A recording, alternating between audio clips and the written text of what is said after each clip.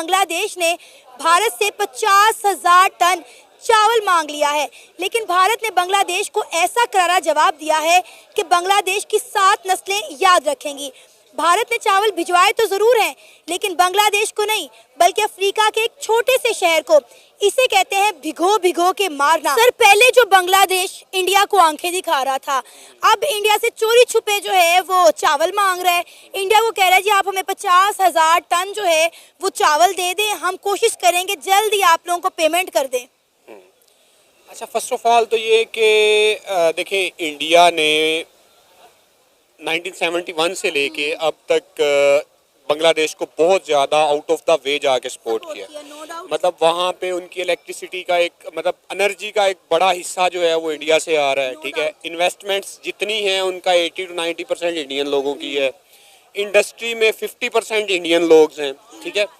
तो जो इस तरह से होता है बेवकूफ़ी करनी कि किसी भी देखें, आपने अपनी रिजीम चेंज करनी थी, आपने अपना सेटअप चेंज करना था, अपनी हुक्मरान बॉडी को रिस्ट्रक्चर करना था, आप करते। लेकिन किसी भी कंट्री के लिए किसी भी आप एक इनकलाब में जा रहे हैं या नहीं जा रहे, सो कॉल्ड इनकलाब जिसको आप कह रहे हैं, लेकिन किसी भी कंट्री के उसकी फ्लैग की बेहुरमती करना या लोगों को गालम गलोच करना या उनसे इस तरह से नफरत का इजहार करना, और वो भी उन लोगों से जो आपके मोहसिन हों, ठीक है। देखिए, आपको किसी ने ज़बरदस्ती नहीं कहा था कि उनकी गोद में जाके बैठो, ठीक है, या आपको किसी ने ज़बरदस्ती नहीं कहा था कि आप उनकी जो है वो एजुकेशन सिस्टम से मुस्तफ़ीद हो जाओ या उन चीज़ों से हो जाओ। आप पहले ये चीज़ें चेंज करते हैं ना, स्टेप वाइज कहते हैं कि भाई ये चीज़ें हमें नहीं समझ में आ रही, तो अब जो किया उसका खमियाजा तो भुगतना पड़ेगा, ठीक है। या तो आप इस काबिल होते या अपने पिछले 15-20 सालों में खुद को इतना स्टैंड करते, इस काबिल बन जाते कि आपको किसी के सहारे की ज़रूरत ना पड़ती। एक वाहद सहारा जो आपके पास था उसको भी आपने ठुकरा दिया, तो अब आप दरबदर तो होना पड़ेगा। ये इन्होंने खुद किया, अपने पैरों पे इन्होंने कुल्हाड़ी खुद ही मारी। और जब से इंडिया और बांग्लादेश के मसले चल रहे हैं, मैं अपने हर शो में ये बात कह रही हूँ कि अनाज जो है इनका 40% इंडिया से आता था, बिजली इनकी इंडिया से आती थी, ऑटो पार्ट जो थे वो इंडिया से आते थे। फिर आप देखिए कि 20,000 जो एक्सपोर्टर्स हैं उन्होंने इनका बायकॉट कर दिया कि हम कोई शिपमेंट जो है वो बांग्लादेश नहीं भिजवाएंगे। तो आप देखें कि इन्हें खाने के लाले पड़े और फिर भी इंडिया को आंखें दिखा रहे हैं। कभी उनके बॉर्डर पर ड्रोन लगा रहे हैं, कभी उन ड्रोन्स को उड़ा रहे हैं, कभी इंडिया को कह रहे हैं कि जी हम कोलकाता पे कब्जा कर लेंगे, हम बिहार पे कब्जा कर लेंगे। और अब जब भूख के लाले पड़े हैं तो उसी इंडिया को कह रहे हैं कि 50,000 टन जो है आप हमें चावल भिजवा दें। हाँ, तो ठीक कह रहे हैं ना, वो कह रहे हैं कि तुम्हारा ही खाएंगे, तुम ही को मारेंगे। तो इंडिया को इतना बेवकूफ़ समझ रहे हैं कि ये हमारा खा के हमें मारेंगे, तो इनको चावल दे दो। मतलब इंडिया को क्या समझा हुआ उन्होंने, ठीक है। तो देखो, बात ये है कि ये लड़ाई झगड़ा किसी भी सिचुएशन में, किसी भी सूरत हाल में लड़ाई झगड़ा कोई हाल नहीं होता। चाहे वो आपका घर में हो, चाहे वो आपका गली मोहल्ले में हो, कंट्री लेवल पे हो, किसी भी लेवल पे हो, लड़ाई झगड़ा हाल नहीं होता। देखिए, अगर आपने लड़ना भी तो एक बार सामने वाले को देख तो ले कि वो हमारा पेट पाल रहा है, वो 1971 से हमें सपोर्ट कर रहा है। और आप देखें, मजे की बात इंडिया ने क्या किया है, इंडिया ने इनको राइस भेजने के बजाय 1000 मेट्रिक टन जो है वो अफ्रीका के एक छोटे से शहर को भिजवा दिए हैं। मतलब कितना मजे का प्रैंक किया है। देखिए, इसको मैं प्रैंक तो नहीं कहूँगा।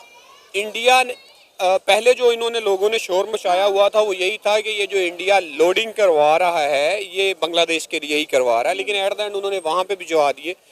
वहाँ पे भी ज़रूरत है इंसानों को, वहाँ पे भी इंसान ही हैं, भूख से मर रहे हैं। मैं इसलिए नहीं कहूँगा कि यार ये मुसलमान है और वो मुसलमान नहीं है, या ये हमारे पाकिस्तानी थे पहले, पाकिस्तान था। ये हमदर्दी नहीं है। मेरी जितनी इनके लिए हमदर्दी है उतनी ही उनके लिए हमदर्दी है कि वो भी इंसान है। तो वो उस पर तो मैं कोई इस तरह का आर्गूमेंट नहीं करूँगा या कमेंट नहीं करूँगा।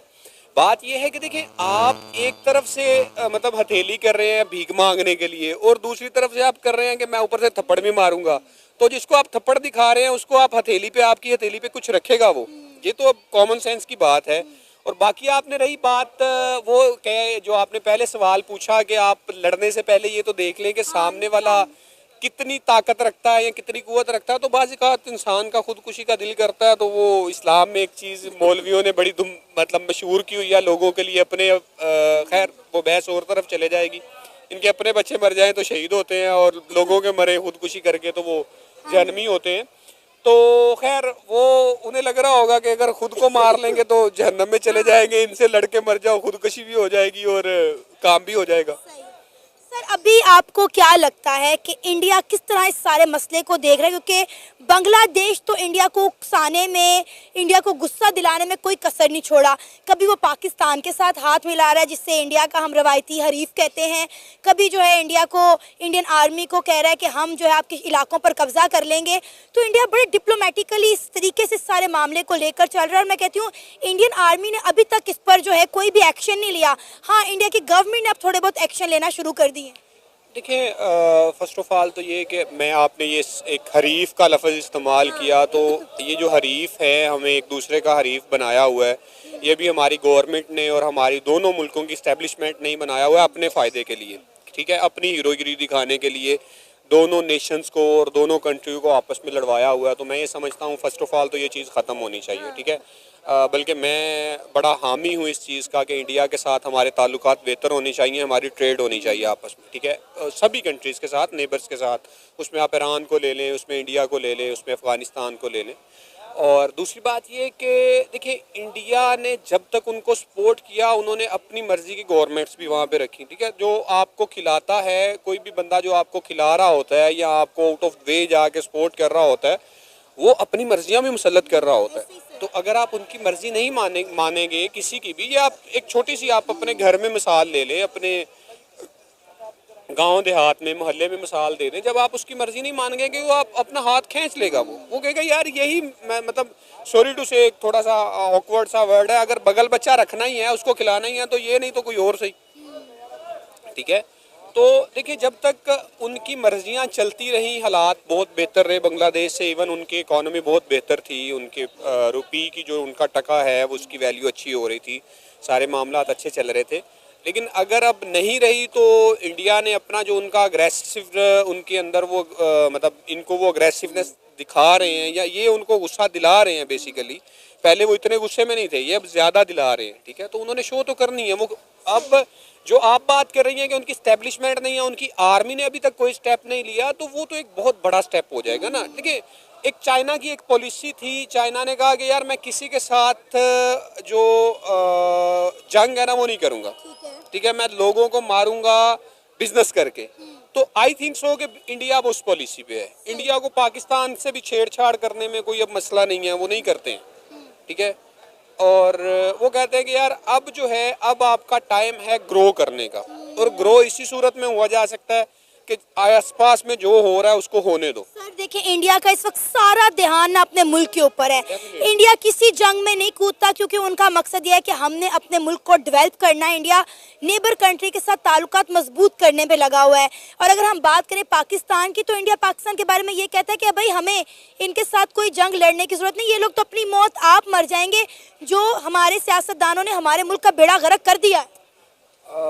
सॉरी टू से, अगर आपके चैनल का कोई मसला ना हो तो मतलब मैं सियासतदानों की बजाय इस्टेब्लिशमेंट का लफ्ज़ यूज़ करना ज़्यादा बेहतर समझूंगा, क्योंकि सियासतदान तो अब हमने देख लिया है। अब हमारी अभी अगर आंखें नहीं खुली हैं तो फिर मैं कहता हूं कि कभी भी नहीं खुलेंगी। सियासतदान तो पपेट्स हैं, ठीक है। मतलब अभी आपको क्या लग रहा है कि ये जो आपके सो कॉल्ड वज़ीर आज़म हैं, या जो आपकी सो कॉल्ड ये वज़ीर आला है, ये अपनी मर्ज़ी से कुछ करते होंगे?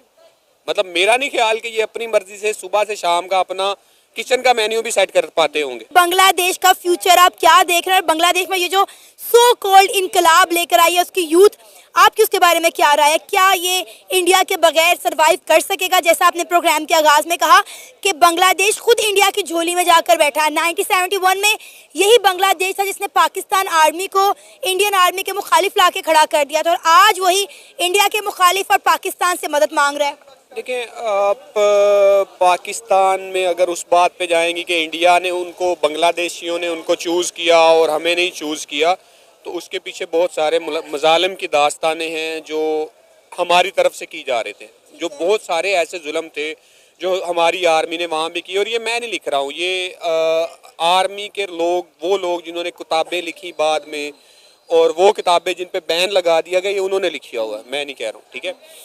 तो देखिए, जुल्म की एक हद होती है। जब आप जुल्म हद से बढ़ता है तो बेचारा जो मजलूम है उसने कुछ ना कुछ तो करना है ना। उसने किसी और को आवाज़ तो देनी है। यार पंजाबी में अगर कहीं यार मैनू मारन लगा ही बचाई मैनू, ठीक है, तो असी उन्होंने मारन डे सा उन्होंने बचा ली आवाज़ देती। अब रही बात उनके फ्यूचर की, पहले मैं आपके एक कमेंट कर दूं आपके इनकलाब पे, तो इनकलाब। जय हिंद, नमस्कार दोस्तों बांग्लादेश को जब चावल की ज़रूरत पड़ी है तो पर्दे के पीछे इन्होंने भारत से 50,000 टन चावल मांग लिया है। लेकिन गजब तो तब हो रहा है जब भारत ने बांग्लादेश को बेनकाब करना शुरू कर दिया है, क्योंकि चावल तो बांग्लादेश ने मांगा लेकिन भारत ने इसी चावल को कहीं और भी भेज दिया। असल में देखा जाए तो बांग्लादेश अब फटीचर बन चुका है, इसीलिए भारत से 50,000 टन चावल चुपचाप मांग लिया।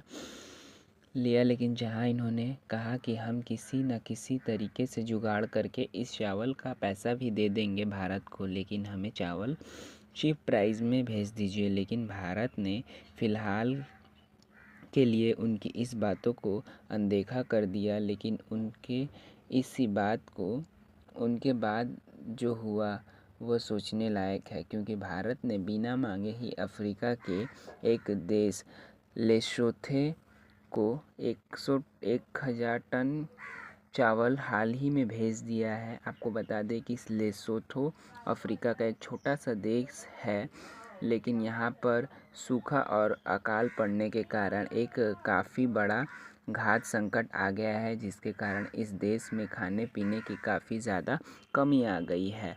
लेकिन भारत ने बिना मांगे ही 1,000 टन चावल की मदद इसी देश में भेज दिया है, ताकि इस देश के लोगों का पेट भरा जा सके। यानी कि भारत देश है जो कि बिना स्वार्थ की मदद करना चाहता है और करता भी है। वैसे देखा जाए तो बांग्लादेश की भी काफ़ी मदद भारत ने किया था, लेकिन बांग्लादेश एहसास फरामोश निकला। लेकिन ऐसा में बांग्लादेश को यह पता होना चाहिए कि इस समय उनकी कोई मदद कर सकता है तो केवल भारत है, और भारत से पंगा लेंगे तो एक्शन में आने के बाद रातों रात बांग्लादेश मिट्टी में मिल जा सकता है। बाकी आपको क्या लगता है, जिस तरीके से भारत अफ्रीका के छोटे से देश में चावल की खेप को मदद कर सके के रूप में भेजता है, उसके बांग्लादेश क्या सोच रहा है होगा? अपनी राय कमेंट में ज़रूर बताइएगा। इस वीडियो को लाइक करके अपने मित्रों तक शेयर ज़रूर करें, ताकि उन्हें भी जानकारी मिल सके। इसी तरह और भी नॉलेजफुल वीडियो देखने के लिए चैनल को सब्सक्राइब करें, बेल आइकन को ऑल पर ज़रूर सेट करें। जय श्री राम।